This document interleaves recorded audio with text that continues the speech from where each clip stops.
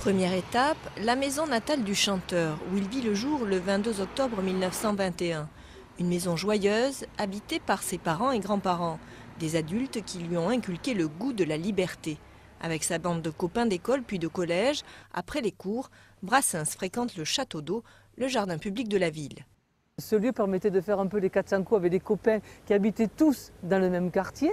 Et toute la bande se retrouvait. Et Brassens était un peu meneur de bande parce qu'il était déjà grand, il en imposait, il savait fédérer un peu tous ses amis.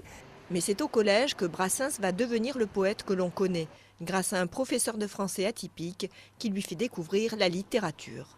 Là, Brassens vient la révélation. C'est une révélation et il se met à feuilleter et à lire de nombreux poètes.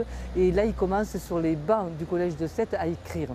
À 18 ans, Brassens quitte Sète pour Paris.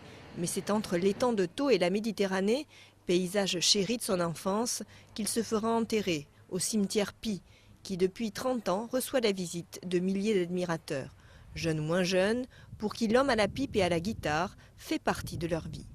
C'est mon père qui écoutait ça et finalement je me revois à la maison, il mettait les disques, il mettait les cassettes et puis du coup on a appris à écouter Georges Brassens et puis voilà, quand il fallait pousser la chansonnette en famille, les copains d'abord, c'est parti quoi. J'ai bien aimé et j'aime toujours la profondeur de ses textes quoi. Mais comme je vous disais, il a écrit tellement de choses importantes qu'on se retrouve toujours un peu quelque part quoi. Depuis 1991, plus d'1 million de personnes ont franchi l'entrée de l'espace Brassens de Sète pour y retrouver textes, pochettes de disques de celui qui, en 14 albums, de 1952 à 1976, a créé un style unique, fait de mélodies simples et de textes parfois provocateurs, mais toujours d'une grande puissance littéraire.